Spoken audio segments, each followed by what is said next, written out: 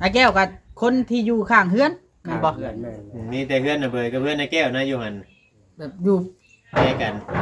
มันอยู่ ไปกัน ชานบ้านไหนจังหน่อยบ่ชานหมู่บ้านบ่ แม่นอยู่หิมร้อนนะ อยู่นอกบ้านเนาะ แม่นอยู่นอกบ้าน อ๋อล่ะไอ้แก้วเป็นผู้โทรให้เจ้าไปเก็บเครื่อง อืม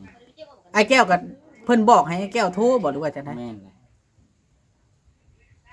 พระเจ้าเข้าไปเก็บเครื่องนั่นได้พ่อกับชุเพิ่นอยู่บ่บ่ได้พ่อ โอ้เรื่องมันชำนาญได้ชื่อบ่ กะลาอยู่เรื่องนั้นบ่อยังเข้าไปนะมีแต่ถ้าเราประเสริฐหน้าใส่เข้าเพิ่นแหละ เออ หันเราแบบนี้บ่สุดข่อยว่าฮะแหงยาว เอ้าไอ้จะถามแบบสาเหตุที่ออกมานี่ มีคนไล่เจ้าบ่เว่าเต็มปากเลย มีหั่นแหละถ้าบ่มีข่อยสิปะเหือน อ่า ข่อยบ่ปะถ้าบ่มีไผไล่ มีคนไล่หนีเนาะ แม่ แล้วเขาเอาชิ้นหยังมาไล่เจ้า จักนำเข้าแล้วเฮาคือว่าบ่ได้ผิดอีหยังหลาย แล้ว FC บางคนน่ะถามว่าแบบนี้ เจ้าบ่ผิดเจ้าคือปุ๊บออกมาหั่นน่ะเนาะ นี่ ถ้าเขาใส่ความรุนแรงในจังผมแต่ทางข่อยสิ ฝากติดตามเบาโอลิแหน่เด้อพี่น้องเบิดสุปูสุคนสบายดีเด้อพี่น้องเนาะสบายดีพี่น้องเบิดสุปูสุคนเบิดสุมองสุบอนพี่น้องเนาะมื้อนี้ก็อยู่กับเบาโอลิพี่น้องเบาโอลิก็เข้ามาเฮือนลุงของอาเบยอีกแล้วพี่น้องเนาะก็เห็นอาเบยหลายก็สิมาถามอาเบยอีกบ่แม่นถามนะพี่น้องเพราะว่าแต่เก่าแล้วก็อยากเล่าอยู่แล้วเราอยากเล่าเรื่องราวที่เรานี่เป็นหยังต้องหนีออกจากบ้านเนาะสาเหตุแบบใดหรือว่ามีผู้ไล่บ่เล่าสู่เฮาฟังตอนนี้ก็ได้สาเหตุแบบไหนคือเราในเมื่อทางด้านทีมงานทางด้านเพิ่นออกมาแล้วเพิ่นออกมาปกป้องตัวเองว่าท่านซะน้องพี่น้องก็สิให้อาเบยนี่ออกมาปกป้องตัวเองบ้างบัดนี้ที่ผ่านมานี่บ่ทันได้เว้าอย่างไรอาเบยให้อาเบยออกมาปกป้องตัวเอง แต่ว่าสิบอกทางด้านอาเบยนี่ถ้าเว้าหยังที่เป็นโกหกหรือว่าตัวต้มหลอกลวงนี่ต้องรับผิดชอบคำเว้าของตัวเองให้ได้อีกอย่างก็ตาม คือทางนั้นเนาะคือทีมงานในอ้ายทางนั้นเพิ่นออกมาเว้าในทำนองว่ามันก็เป็นความจริงของทางเพิ่นแม่นบ่พี่น้องแต่ว่าเฮาก็ยังบ่ฮู้ว่าสาเหตุที่แท้จริงที่อาเบยออกมาน่ะมันเรื่องใดแบบใดสาเหตุที่ทางนั้นว่ามาก็คือเงินทางเพิ่นน่ะเสียเนาะแล้วก็เป็นอันทางอันนั้นทางชาวบ้านก็มีคลิปชาวบ้านอีกที่ออกมาว่าน้องอาเบยน่ะไปเส้นกินเครื่องกินของแล้วบ่จ่ายว่าซั่นๆแหละเลยหนีมาประมาณนี้บ่พี่น้องเขาก็บ่ค่อยเข้าใจประเด็นน่ะก็คือตอนนี้น่ะอาเบยน่ะมาเสนอลุงทางนี้น่ะว่าถูกไล่หนีพี่น้องเนาะตัวนั้นดอกถูกเขาเจ้าไล่หนีแล้วว่าเรื่องเหตุผลเนาะพี่น้องเรื่องเหตุผลเนี่ยสิไล่กันนี้นะมันต้องมีเหตุและผลเนาะกะเหตุผลพิษร้ายแรงเท่าใดกันยากเด้อการสิไล่กันนี้ได้มันเป็นไปได้ยากเพราะว่าเฮือนหลังนั้นเป็นเฮือนของอาเบยเนาะทางผู้รักผู้ใหญ่เพิ่นเฮ็ดให้อาเบยล่ะถึงว่าเราสิผิดทำได้ก็ตามเราต้องอยู่ได้อยู่ในเฮือนเราผิดก็ว่าไปตามผิดถูกก็ว่าไปตามถูกและก็ตามที่เข้าใจตามระบบระเบียบเนาะก็คือบ่มีไผที่สามารถไล่เราได้นอกจากผู้ใหญ่ใจดีผู้ที่เฮ็ดเฮือนเฮ็ดชานให้เรายังยากเลยนะว่าแรกก็ได้เพราะว่าชิดมันเป็นชิดของเราเนาะก็ต้องเข้าใจอันนี้กับเฮาบ่ได้มีเจตนาอย่างอื่นเนาะเพราะว่าอยากให้อาเบยน่ะเราจากเราบ่แม่นดอกแนวอื่นเนาะแล้วก็สิมาถามลุงเราเลยว่าสิเอาแบบใดต่อในเมื่อทางนั้นว่าทางหลานแล้วนี้ไปบ่แม่นว่ารักเงินรักคำดอกเงินเขาเสียแต่อาเบยหนีมาอันน่ะที่ประมาณนี้แหละเนาะบ่เวียงไส โดย นะเดี๋ยวเขาเชิญถ้าเพิ่นมานั่งร่วมกันเลยสิถามลุงว่าสิเอาไปได้ต่อเลย ลุงกับมานั่งนำกันได้บ่ แม่นเพราะว่าเฮาบ่อยากเว้าสืบสาวเล่าเรื่องร้ายเพราะว่าเฮาสิเอาประเด็นทั้งนั้นเว้ามาเนาะไป สบายดี สบายดีเว้ยสบายดีลุงบ้านนี้เว้าความจริงเนาะหลังจากที่เฮาก็ได้เบิ่งทางคลิปทางนั้นแล้ว ว่าและอยากให้อาเบยนะเล่าตั้งแต่ต้นสาเหตุที่เป็นหยังจังหนีออกมาจังออกมาจากบ้าน ให้เล่าตั้งแต่ต้นเลยเป็นอะไรบ่เพียงไสจะว่า ถ้าตัวใดมันหุนแห้งหลายเจ้ากะชอบลงเรื่องแล้วนี่เนาะให้ชอบลงบ่ให้เว้านะตัวนี้ รู้แล้วมันเกิดขึ้นนะ บอกอันเว้าให้อันนั้นลดโทษแต่ว่าตัวใดที่มันหุนแห้งรุ่นนั้นกันย่าน YouTube เฮามันติ ว่าความจริงบ่เป็นหยังดอก มันสิ เพ ติด ราะว่า แดง ได้ใดก็มันนั่นนะ เว้าแหละเจ้าต้องหับคำเว้าของเจ้าเองหับ ทางน้อง รับผิดชอบหั้นนะ เรารับผิดชอบคำเว้าของตัวเองอยู่แล้ว เด้อ แล้วให้เจ้าเล่าตั้งแต่ต้นเพราะว่าเพิ่นอยากให้เจ้าเล่าตั้งแต่ต้นจนออกมาอยู่ฮอดเฮือนลุงเนาะเอาเริ่มเลยเจ้าเล่าเลยสาเหตุที่พาเมียละเหาะละเหินออกมาทั้งที่เฮือนเพิ่นเฮ็ดให้แล้ว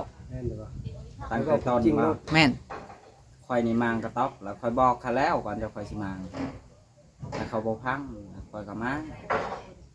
ผู้ใหญ่เพิ่นให้มาค่อยมาบ้านนี้แล้วเขาบ่พอใจบอกเขามาตั้งแต่เมืองชนแล้วก็เขามาแล้วเขาก็ให้แล้วก็ว่าสู้บ่มีสิทธิ์มางอยู่นี่สุนี่ออกรถอย่างนี้ไล่ให้เฮานี้แล้วเฮาออกไปแบบพากันออกไปกับเมียออกไปคืนนั้นเลยแหละแล้วอยู่อีกมือหนึ่งสองมือแล้วเขาโทรมาเก็บเอาเครื่องของสิเจ้าเพื่อนเขาบ่ให้แล้วเขาให้ออกไป ทางทีมงานทั้งนั้นบ่โทร ให้แก้วโทร ไอ้แก้วกับคนที่อยู่ข้างเฮือนแม่นบ่ เพื่อน มีแต่เพื่อนน่ะเบยกับเพื่อนในแก้วนะอยู่หั่น แบบอยู่ แยกกัน มันอยู่ ไปกัน ชานบ้านไหนจังหน่อยบ่ชานหมู่บ้านบ่ แม่นอยู่หิมร้อนนะ อยู่นอกบ้านเนาะ แม่นอยู่นอกบ้าน อ๋อล่ะไอ้แก้วเป็นผู้โทรให้เจ้าไปเก็บเครื่อง อืม ไอ้แก้วกับเพิ่นบอกให้ไอ้แก้วโทรบ่หรือว่าจังได๋ แม่นเลย พระเจ้าเข้าไปเก็บเครื่องนั่นแหละพ่อกับชุบเพิ่นอยู่บ่บ่ได้พ่อ โอ้เรื่องมันชำนาญได้ชื่อบ่ กะลาอยู่เรื่องกันบ่อยังเล่าไปนะมีแต่ถ้าเล่าประเสริฐหน้าใส่เข้าเพิ่นแหละ เออ หันเล่าแบบนี้บ่สุดข่อยว่าฮะแหงยาว เอ้าไอ้สิถามแบบสาเหตุที่ออกมานี่ มีคนไล่เจ้าบ่ว่าเต็มปากเลย มีอะไรถ้าบ่มีข่อยสิปะเหือน อ่า ข่อยบ่ปะถ้าบ่มีไผไล่ มีคนไล่หนีเนาะ แม่ อืมแล้วเขาเอาชิ้นหยังมาไล่เจ้า จักนำเข้าแล้วเฮาคือว่าบ่ได้ผิดอีหยังหลายนะ แล้ว FC บางคนน่ะถามว่าแบบนี้ เจ้าบ่ผิดเจ้าคือปุ๊บออกมาหั่นน่ะเนาะ นี่ ก็เขาใส่ความรุนแรงในจังผมแต่ทางคอยสิเล่าไปก็คือว่าบ่สุดคือกันต้องทาเล่าประเสริฐหน้ากันแล้วมันจะแก้บ่ลงอันนี้เขาว่าออกจากคลิปเนี่ยเขาบอกเขาว่าจะนะเขาแก้ทางอื่นนี่แพ้เขาเมื่อปีก็อยู่นี่แหละ บ่แล้ว แม่น อืมถือว่าน้องเพิ่นนี่สรุปบอกยังไงสรุปว่ามีคนไล่น้องเพิ่นหนีแล้วคนผู้นั้นก็อยู่ในทีมงานหั่นละ แม่นเลย ผู้อยู่ในหันบ่สาเหตุที่ไล่หนีแม่นนอนมั่งกระต๊อบนะบ่ ยานมั่งก็ต้อง ลาค่อยได้พังคลิปเพิ่นอยู่เมื่อวานนี่น่ะเพิ่นว่าเจ้านี่บ่ได้บอกเพิ่น บอกแล้ว เปิดมากนะ ไอ้แก้วก็ได้ยินมีอยู่มีหลายคนอยู่ได้ยินแต่เขาว่าไม่ได้บอกไปสิเอาหลักฐานมาเอา แล้วเจ้าต้องรับผิดชอบคำเว้าของตัวเองอันนี้ล่ะไอ้เว้านะเพราะว่ากันได้เว้าหยังออกไปแล้วนะมันเป็นนายตัวเองคำเว้านะเฮาต้องเว้าแต่ความจริง เราความจริงฮะล่ะเคยสิไปตัวคนตัวเองตัวบ่ออกดอกตัวไปก็จะน่ะแก้บ่ลงเอง ถือว่ามีคนไล่แล้วอ๋อแต่ว่าทาง FC ตั้งคำถามหลายคนว่า ผู้เพิ่นไล่น้องอเบยออกนี่ถืออภิสิทธิ์หยังบ่เวียงไสที่สามารถไล่กันออกได้นะมีสิทธิ์แบบใดไล่กันออกจากเฮือนจากศาลนะแบบนั้นดอก เจ้าก็บ่ฮู้เนาะว่าเพิ่นเอาสิทธิ์หยังมาไล่ คอยกันยังบ่ เพราะว่าทางน้องกับเบอร์นี่เข้าใจว่าทางนั้นน่ะได้คุยกับผู้รักผู้ใหญ่ แม่น นะ แล้วจังไรอ๋อ วันนี้เนี่ยมันทางผู้ใหญ่เพิ่นบ่ฮู้หาก็ฮู้ค่าชุมเฮา ลงคลิป ลงคลิปนี้อ่า คอยพัดคิดว่าเขาหันคุยกับผู้หลักผู้ใหญ่เขาแล้วคอยพัดคิด ก็ แบบ ก็เลยอ้องเนาะ ก็เลยอ๋อ โดย อันคอยทู่ว่าเขาก็บ่ได้คุยแบบนั้น เจ้าบอกบ่ บ้องเพราะว่าเขาเห็นให้คอยแล้ว บ่เจ้าต้องปกป้องเอาตัวเองคือว่า ตามที่ได้ฟังผู้ใหญ่ที่โทรหาชาวบุญเมื่อวานนี้บอกเขาฟังว่าที่ดินตอนนั้นมันเป็นของอาเบยเพียงผู้เดียวสิทธิ์ขาดน้ำน้องอาเบยนะแต่น้องอาเบยต้องหักชมหักสาวในพื้นที่ตัวนั้นก็ง่ายถึงว่าน้องอาเบยนี่บ่อยากให้หยังพายุก็ได้เนาะมันมี2-3ประเด็นที่อันทางทีมงานเพิ่นออกมาเว้าว่านี่เจ้าได้เบิ่งคลิปอยู่บ่ เบิ่งบ่ได้แบตคอยดับ นั้นบ่อย่างมีสัญญาณในดำนี้คำเจ้ามีสัญญาณน่ะเจ้าเอาคลิปให้เราเบิ่ง หนึ่งคือ สาเหตุที่เพิ่นให้เพิ่นบ่พอใจน่ะน้องเจ้าเนี่ยมั่งกระต๊อบแบบบ่บอกเพิ่นว่าจังซี่ คอยเมาคอยบอกแล้วมันคอย เจ้านี่เราบอกแล้วตัวนี้ ตัวนี้น่ะเราแก้แล้วเนาะ นี่ ละ2 บาทนี่2แม่เพิ่นบ่พอใจนะหลังจากมั่งแล้วนะมีเงินผู้หนึงเสีย 15ล้าน 15 ล้านกีบ ตัวนี้คอยก็บ่ได้เอา มื้อนั้นเจ้าคือว่า3 ล้านบ่ 3 ล้าน เพิ่นว่าน้ำเจ้า3 ล้านบ่ 3 ล้าน มีอยู่3คน4คนนี่ยินนั่นว่า3 ล้าน บัดเพิ่นว่าในคลิปคือว่า15เนาะ มามือนี่แบบว่า15ล้านมาเพิ่นมาแก้นะอันที่เพิ่นมาออกในคลิปมันนะ แล้วละบัตรอันนั้นนะบัตรนี่เรื่องต่อมาก็คือ เจ้านะไปติดหนี้กินอยู่ห้านค้าอยู่ช้างอยู่น้ำผู้ ห้าม เฒ่า ไผ สอง ให้มาเว้าโลดห้ามไผ มันมีผู้เฒ่า2 คนดอกเจ้าไปติดหนี้กินเปิดผู้1 ล้าน1 2 ล้านน่ะเพิ่นไปสัมภาษณ์เมื่อวานนี่เบิ่งขอเชียวให้กินให้เบิ่งคันนี้นี่มีผู้เฒ่าผู้หนึงแต่ว่าตัวนี้นะมันบ่แม่นประเด็นหลักที่เจ้าต้องออกมาเนาะบ่อยาก มันบ่เกี่ยวทหาร มันบ่เกี่ยวกัน เฮาบ่ได้รักก่อนมันนะ ก็สิให้เจ้าเบิ่งเด้อคลิปเพิ่นออกมา บอกคำว่าเพิ่นคือติดหนี้นี่ไงสมมุติว่าเฮาเพราะว่าคือน้องกับเบยว่าแล้วเราไปหลักเรายังสิใช้อยู่บางเทื่อ แล้วก็มันบ่ได้เกี่ยวต้องไล่กันหนี่จากเพื่อนตัวนี้ แม่นแม่น ประเด็นมันคนละ คนละอย่างกัน หนึ่งคือ แบบเดียวก็เฮาไปเช็นกันนั่นผู้เฮาแท้ๆยังเคยเช็น แม่น เฮาทันฮอดยามมาจ่ายเนาะลูก เส้นบ่จ่ายเลยก็บ่มีไผที่มาไล่จากเพื่อนได้ แม่ เขา น ไปมือบุคคลเสียเขาคิดเหรอ แม่นแม่นแม่น มันคน นี่นะ คนละคน มีผู้เฒ่า2 คนน่ะเจ้าฮู้จักเพิ่นบ่เบิ่งเด้อว่าสิให้เจ้าเบิ่ง มาแล้วแม่หันหายชิมาหายดอก นี่นะผู้เฒ่า2 คนคนบ้านเจ้าบ่ คนบ้าน เอาจะเย็นเหรอ นี่นะนี่ล่ะ คนเรียกว่าชาวบ้านน้ำร้านนั่น สาเหตุแบบนี้ แม่ เดี๋ยวนี้น่ะเพิ่นน่ะบ่ได้เว้าว่าเพิ่นน่ะไล่เจ้าหนี้ตอนนี้ แม่นแหละ เพิ่นเว้าว่าเจ้าน่ะไปสร้างความเดือดร้อนให้ชาวบ้านหลายอย่างหลายแนว เราคอยนี้ แต่เจ้าน่ะหนี่เอง อ้าวแบบนี้เขาเอาบ้านนี่ อันนี้เนาะ ทำทำตัวเองฮะนะลูกผู้ชายบ่คือลูกผู้ชายฮะนะมาเผชิญหน้ากันโลดไป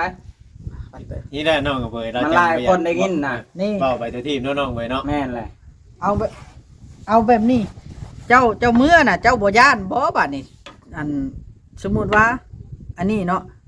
ข้าเจ้าน่ะเว้าว่าแจ้งบ้านแล้วก็แจ้ง ยานยังข้อยบ่ได้ผิดหยัง แจ้งเลย ยานยังแหละตอนนี้ ไว้แล้วล่ะน้องอาเบยน่ะหนี้เพิ่นเว้าน่ะแล้วตามตัวอยู่นี่ข่อยก็อยากตั้งคำถามตัวนี้น่ะเป็นหยังเห็นอยู่น้องอาเบยอยู่บ้านลุงคือบ่เอาเจ้าหน้าที่มาลง แม่น ถ้าสมมุติว่าน้องอาเบยนี่เป็นคนน่ะ ผิดอดีเนาะ ตัวนี้เนี่ยน่าตั้งคำถามเนาะลุง โดยแม่ กันว่าหลานเจ้าเป็นคนผิด คอยบ่นี่คอยสามารถเข้าคุกได้ไหม เดี๋ยว เพราะว่าผิด ถ้าสมมุติว่าทางนั้นว่าทางนี้ผิดอลิน่ะเอากองรอนมาลงรถแล้วให้กองรอนทางนี้จับไว้ โดย คันว่ามันเป็นความจริง โดย แต่นี่เพิ่นออกคลิปแบบนี้นะ เป็นสลาย มันแบบบ่โอเคบันไดสำหรับเจ้า บางเทื่อเนาะ แม่น จะว่าบ่ อันนี้แล้วอันทาง FC หรือว่าผู้ใหญ่เพิ่นก็อยากให้ความเป็นธรรมน้องอำเภอ แม่น เพิ่นเห็นในคลิปแต่มันโมเมนต์ มันขัดแย้งกัน แม่เพราะว่าตอนนี้น่ะใครกับปกป้องทั้งฝ่ายทั้งมันเด้ แม่น แต่ว่าทั้งนั้นออกคลิปกับปกป้องทั้งตัวเองอันนี้เนี่ย เพื่อให้ตัวเองถึง ต้องเผชิญหน้ากันมาถึงแล้ว นี่นะทาง FC ทางนั่นโทรมาที่เจ้ามาตั้งคำถาม อยากให้ตั้งคำถามให้ว่าเงิน15 ล้าน อืม มีคนสิกล้าปาไว้ในกระตูบบ่อันนี้มันเป็นคำถามได้นี่ บ่เป็นพ่อ ผม กับ มา แม่ จักกับเขา อันนี้เฮาก็บ่ มัน ฮู้ ขึ้นอ ว่า ยู่กับคนเขา เฮาก็บ่ฮู้ได้ว่าเจ้าหลักอหลีหรือบ่เดี๋ยวนี้อันเนี้ยคือมันเป็นคำถามว่า หลังจากที่อาเบยมั่งแล้วนี่อาเบยนี่ท่านได้เข้าในห้องช่ำบ่ ท่านได้เข้า เอิ้นไอ้แก้วมาเข้าก่อนบ่ แม่ คือว่าในใด นายแก้วเขามาเก็บเครื่องคอ อ่า คอยบริจับเสื้อผ้าหนึ่งคอยก็ยังบริจับอหย่างของเขา นั่นแหละ แล้วมือจะได้สิจกหั่นน่ะสิเอาหั่น บ่เข้าใจตัวนี้ล่ะพี่น้องเอ้ยเนาะประเด็นหลักๆนั่นเดี๋ยวนี้เนี่ย FC จังฮู้ว่าไล่หนีเฮ็ดหยังนะแม่นอีหลีบ่ไล่หนี แต่แม่นนั่นแหละคอยหับคำตัวเองได้อันนี้ ทั้งนั้น มันมีหลายคนอีกในหินไป ทั้งนั้นเพิ่นเพิ่นว่าบ่ได้ไล่ หลักฐานมีไปคอยเอาหลักฐานมาบัดนี้ ตัวนั้นแหละ เอาแบบว่าเจ้านำขอเพียงแต่ทั้งนั้นนัดมาขึ้นไปคุยกันบ่ นัดบ่นัดคอยก็ขึ้นอยู่ดีฮอนมือขึ้นคอยขึ้นอยู่ดี นี่แหละ แต่สิหนี่ไปซ้ายไป เพราะว่าผู้ใหญ่เพิ่นให้รอก่อนนะ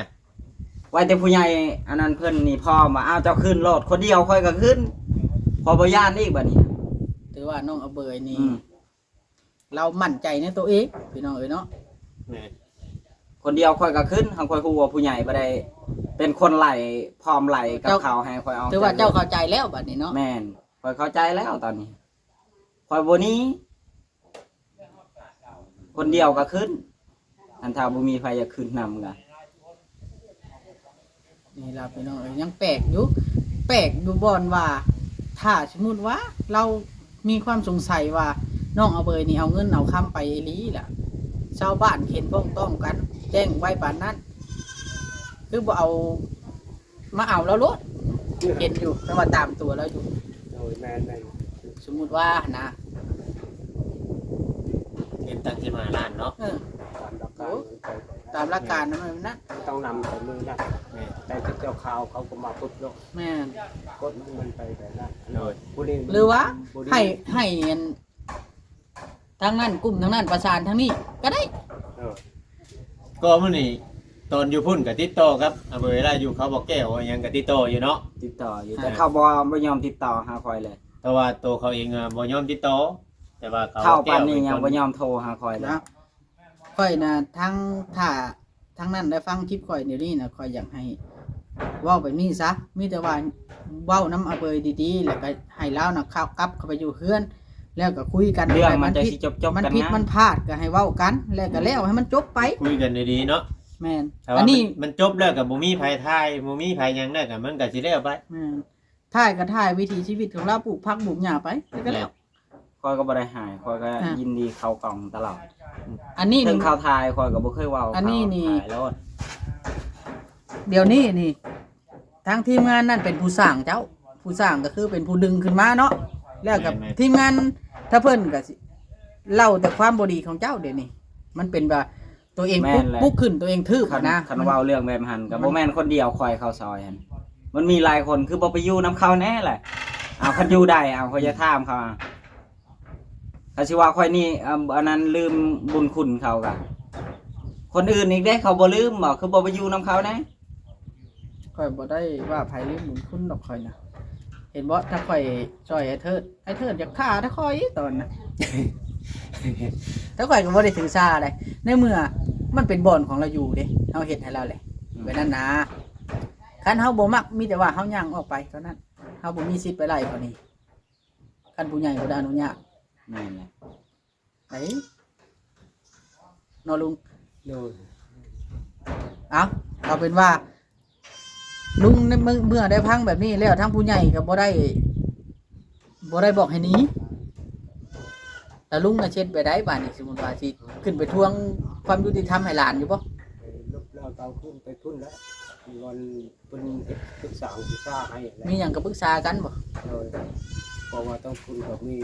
จุมีหน่วยตัวอยู่นำคุมน้ำหน่วยน้ำประบาทตาแซง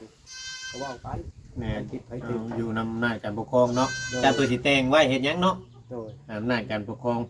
หรือว่าในบ้านเพิ่นก็ต้องเอิ้นกันไปโอ้ล้มกันตัวใดผิดตัวใดถูกขนาดผัวเมียป้าห่างกันก็ยังได้เว้ากันเนาะ บอก ถือว่าน้องเอาเบยแล้วมีสติพอในตอนนี้เราบ่อยากเว้าตัวใดมันหุ้นแห้งออกก็แล้วเราอยากไปเว้านํการจะตั้งอยู่พุ่นโลดแล้วว่าน่ะ หันเฮาเว้าแบบนี้หัน มันสิ เฮาเว้าไปกับบ่สุดจะนะ มันสิ เขา รุ เว้าน แรงกว่า แนว ที่รุนแรงเนาะ ครับเราเว้าออกไปนี่ทางนั้นก็แก้ ที่นี่ทางแก้ตัว แก้เราเว้านะ มีแต่ว่าหาลือกันนัดทั้งนั้นแน่ทั้งนี้แน่แล้วขึ้นไปโอ้ล้มกันโลด ขึ้นไป ด้ เผชิญหน้ากันโลดคือเจ้ากับคอยนี่ เจ้าแกปึ๊ดคอยลัดปั๊บโลดเอาเจ้าสิเอาทางได้แก่คอยเอาเขาสิถามแน่ มัน ถ้าแบบนี้แล้วมันแก้บ่ได้ถ้าในคลิปนี่เขาแก้ได้ มันมีหลายเรื่องน้องๆเบิด ในคลิปนี่ครับพัดอีกอย่างในบ้านก็บ่มีไผไปพังนํเฮาบ่มีไผเบิ่งนํเฮา จักเพิ่นเห็นบ่เห็นดิ เห็นบ่เห็นบ่จัก ถ้าไปเว่าสิประเสริฐหน้ากระโดดทุกบ้านก็สิฮู้ว่าคนนั้นหัดเป็นคนใช้ให้ คนนี้หัดเป็นคนทึกเขาก็สิฮู้หรือว่าคนนั้นเป็นคนทึกคนนี้เป็นคนผิดเขาก็ฮู้ว่า ถือว่าถ้าอ้อนมือนัดกันเนาะก็คือเจ้าก็ต้องเอิ้นแบบว่าผู้ที่เห็นเหตุการณ์มาฟังนะแล้วก็ให้พ่อบ้านหรือว่าการนำเขานะถามโลดถามพยานน่ะว่าเรื่องมันเป็นอะไรกันแท้ อืม เขาสิต้องเว่าความจริงแล้วได้รับการนำถาม แม่นเลย ไอ้แก้ว คอ ผู้ ย เห็น กำ เห ลัง ตุการณ์ ทำคือการถึงไอ้แก้วสิบ่เป็นคนพยันก็มีอยู่คนพยันครับคอยไปเอามาได้ เพราะว่าเขาก็ฮู้ได้ยินหลายคนเห็น ชุมังกลางเว้นหรือกลางคืน กลางคืนก็มาบริพิษหยังนะไอ้แก้วก็เป็นคนเบิ่งอยู่อีกอย่างทรงเสือเขาบริแตะต่ำไอ้แก้วเป็นคนไปเก็บ เพื่อนคือสมมุติเพื่อนคอยแบบนี้เพื่อนเราก็แบบนี้โหลดมันบริเวณไกลฮะนะกระท่อมมันก็สิอยู่ข้างๆแบบนี้คือกัน แบบนี้เลยเพื่อน แม่น ติด แม่ กัน น แบบนี้เนาะ แม่นเฮาเห็นอยู่ สมมุติว่าอาเบยนี่เอาเงินไปอีหลี15 ล้าน คอยสิไปนอนป่าเฮ็ดหยัง เออนี่ก็น่าคิด เดี๋ยวสิโทร เราคอยสิบ่ซื้อเกิบใส่บอกให้อยากถามแน่ คอยสิบ่ซื้อเงินแน่เติมอยู่ว่ะ แม่น จ้างคารถมาเฮ็ดหยังเอามีเงิน15ล้าน แม่น เงินแนตเติมใช้โทรศัพท์ยังบ่มียัง สม ค มุ อ ติ ย ว่า แน่ มัน FC บางคนมันตั้งคำถามว่าน้องอาเบยนี่กินยาอาจจะไปสูบยาเบิดผมมานั่งแบบนี้ดอกข่อยว่ายันยังอยู่ มัน ป่าอยู่ ตายเลย มันตายเลย15ล้านหันร้อนเลยไอ้ลิ เอาอันนี้กันถ้าอันนี้นะถ้าทางนั้นได้ฟังเนาะทางที่ไม่อ้ายเพิ่นได้ฟังนี่เบาลิสิบอกเพิ่นนี้ให้โทรหาอาเบยนี้หรือว่าหาทางติดต่อกันล่ะก็เอิ้นกันคืนเมื่อล้มอาจสิบ่ฮอดพอบ้านพอเมืองแล้วก็แล้วไป แม่น บ่ให้ฮอดการจัดตั้งแห้งง่ายแนวใดเพิ่นก็เค ตั้ง ย ว่ายาก เพิ่น จ้า เคย ผิด มี ก็คือเขาเอาไปเจ้าหันคอยผิดคือเขาเอาไปค่อยแบบหันเราได้หันฮอดกันจะตังแล้วไป ว่าง่ายใช่แนวใดก็เฮาเป็นพี่เป็นน้องกันเนาะ แม่ เพิ่น น ซอย เลย เฮา บ่ได้อยากเครียดอยากสั่งกันคือเก่า เพิ่นซอยเฮาซอยเพิ่นเด้ แม่นเลย ต่างคนต่างหักแพงกันแต่เก่าแล้วสิมาพิดกันบัดเดียวน่ะมัน เป็นไป บ่ได้ บ่ได้ อยากให้ทางนั้นแหละเป็นผู้ใหญ่ต้องติดต่อทางนี้เพราะทางนี้น่ะย่านได้ในเมื่อ ก็คอยยังน้อย ทางนี้น่ะ หมูมีบันจังนะ แม่นเราเว้าว่าทางนั้นน่ะไล่หนี้มีการข่มขู่แน่ก่อนเราสิย่าน ถ้าบ่คมคู่อะไรนี่ซื่อๆคอยก็สิบ่นี่บ่ออกดอก ตัวนี่บ่ย่านเนาะเจ้าเนาะ บ่ย่านอันนี้เขา2คนลุมคนเดียวฮะ คุณได้เขายังใส่เอ้ย ตัวต่อตัวนี่คอยบ่แล่นเอาอันนี้เขาเว้าคือบ่ยุติธรรมนี่นะเบิ่งเขาเว้าคำกันที่เขาไล่เฮาออกเขาว่าบ่ได้ไล่ฮะมันคือกับบ่แม่นลูกผู้ชายนี่น่ะถ้าลูกผู้ชายแท้คือข่อยนี่จะไล่ข่อยเอาข่อยนี่บัดจะว่าบ่ได้ไล่แบบนี้ข่อยสิกลับไปแก้คืนนี่ไปผู้ใหญ่ก็ยังบ่ได้ฮู้ แนวเนาะ ก็เดียวว่าเขาอบรมผู้ใหญ่เรียบร้อยแล้วเขาจังไรข่อยเอาออกได้ข่อยก็บ่คิดขาดว่าเขาสิบ่ได้ล่มกับไผเขาไล่ซื่อๆนี่ หันข่อยฮู้ว่าไล่ซื่อๆหันข่อยบ่นี่ดอกเจ้าสิฆ่าข่อยก็ฆ่าแล้วแหละ เจ้ามีคนใจร้อยเนาะ ใจลอยอยู่แล้ว ฉันเอาที่นอนอยู่เพื่อวะ ข่อยว่าหันว่ามันเป็นจังซี่เลยนี่ข่อยบ่อยู่ก็ได้ไปข่อย เพราะว่าไอ้ลีนี่แหละคนบ่อยู่ก็ได้อยู่ก็ลำบากไอ้ลีหันเขานี่จากหันคอยจะสิอยู่อีกแบบนี้ไปเอาการไล่มาเว้าแล้วแหละนี่ ถ้าว่าได้เว้ากันหรือว่าถ้าได้กิน ให้ ไป เขานี่เลย นั่นก็มันก็ต้องแบบสั้นแหละมันจะกี่นั่นเพราะว่ามันได้เว้ากันในเด้ นี่ เนาะ เราบ่ต้องกลับมาให้คอยเห็นหน้าอีกคอยบอก มันจังอันนั้น ไปอยู่บ้าน เดี๋ยวปรับความเข้าใจกันนะ ค่อยช้าใจค่อยนะอยากให้มันจบง่ายๆทั้งคันทั้งนั้นคือว่าเนาะคือว่าเจ้าของถึกก็คือเอาน้องเอาเบยนี่ขึ้นไปอยู่เพื่อนอยู่ชาติแล้วก็มีหยังก็เว้ากันให้มันแล้วบ่ต้องฮอดการจะตั้งกันหยังก็ได้ไปเนาะ แม่นเลย เจ้าบ่พอใจอยู่ ตัว เจ้า นี้เรื่องนี่บางทีก็มันเป็นเรื่องใหญ่เนี่ยได้อันนี้นะมันบ่ฮอดบ่ได้นะเกือบผู้ใหญ่เพิ่นบ่ยอมเด้อซะ มันแล้วแต่เพิ่นเนาะตัวนั้นน่ะ แล้วแต่เพิ่น บ่ได้ได้ว่าจังหน่อยที่ว่ามันสิมีมาได้เลยนะบางเกินที เพราะว่า เอาแล้วแต่เขาบ่แล้วตอนนี้เนี่ยนะเขายังสิเอากับเฮานะ เพราะว่าเขาบ่ได้เคยติดต่อมาเลยตั้งแต่จะออกมา อืม แม่นบ่ คันเขาติดต่อก็คือคนสิบ่ว่าหยัง คันว่าพยายามคุยกับอาเบยอยู่ไอ้แก้วก็มีแม่นบ่ มี เบอร์เจ้าเฟซเจ้า นี่ มีเบิด แล้วก็เจ้าคือบ่โทรหาเจ้าเนาะ บ่โทรเขาว่าเขาบ่ได้ผิด อ่า ก็ต้องบ่เซิร์หน้ากันไว้ว่าหันจะฮู้ว่าผิดหรือบ่ผิด คือน้องอาเบยนี่มีความประสงค์อยากให้กระจ่างแจ้งก็คือก็ต้องขึ้นไปหาการจัดตั้งทั้งนั้นแล้วเอิ้นกันมาทั้งสองฝ่ายช่องหน้ากัน แม่นคันเขาบ่มาก็คือไปตามเขาฮอดบ้านบ่ได้ย้านได้นี่ไปไอ้ลี่ได้บ่เอาไอ้ลี่นี่แหละคันซ้ำบ่แล้วจะน้อยนี่หาวนเวียนเขาสิกลับไปอยู่อีกก็ต้องให้แล้วหันได้เฮ็ดแล้วเฮ็ดให้มันแล้วค่อยก็สละตัวเข้าคุกนะไปคำว่าค่อยผิดไปค่อยชื่อบ่นี่อีก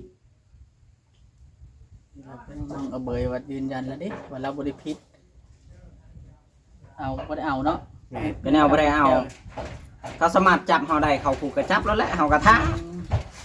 บ่แม่นว่ายากดอกนี่บ่ได้ยากคือกันไผก็บ่อยากเข้าดอกคุกฮะ เฮามีหลักฐานเพียงพอกับเขาของเขาบ่ได้หรอกเห็นว่าเอาเขาคุกก็สิเอาเข้าหรือว่าจะคนนั่งโยงสิมาเว้าเฮ้ยหมู่นี่ผิดเด้อสิเอาหมู่นี่เข้าเด้อมันเป็นไปได้บ่จังได๋ มันบ่ได้ เนาะ หนึ่ง เป็นไป คือ บ่ได้นะ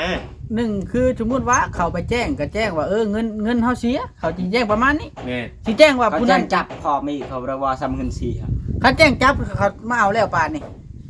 เนาะ แม่น แจ้งจับ บ่อยู่ ฮู้บ่อยู่เขาเพิ่นก็ประสานงานทั้งนี้ให้จับไว้โดนแหละ ก็ย้อนเว้าหั่นแหละก็ย้อนว่าเขาผิดหรือเขาถูกก็บ่ แล้วเว้าแล้วน้องกับเบอร์นี่ย่านก้อนว่าเด็กน้อยเด้ยังบ่จัก บ่มีบ่อนอีกคือว่าน่ะ บ่มีบ้านอื่นยิงบ่มี บ่ บ้าน มี อา บ่อน ศัย เองอีต้นน้องเอาเบย แม่นแต่ เนาะ เสื้อกันยาวก็บ่มีเกิบใส่ก็บ่มีเงิน15ล้านมันไปอยู่ใช้เงินเติมเน็ตก็บ่ได้เติม เถิด เมื่อวานที่มันสิมืดไวปัญหาบ่ฮอด2มื้อมืดแล้ว15ล้านหาขอยก็ยานตัวเองหั่นแหละ มาแต่กระโตกลูกบ่นอนมาสูง อืมน่าคิด เอากูเป็นลูกเนาะก็บ่ฮู้แล้ว เนาะคือเจ้าก็บ่ได้ฮู้จักเรื่องราวของลูกของหลานก็อยู่พุ่นเนาะบ่ได้คอยติดต่อกันเนาะ คือเขาบ่มาถามเนาะ อืม ว่าน้องเอาเบยอย่ามาได้ ก้อย ยัง ก้อยก็ฮู้จักบ้านน้อยแล้วโทรถามเอาเบอร์เจ้า เยอะแล้วเนาะตัวเป็นลูกยังมาเป็น เราผิดกันกับเมียบ่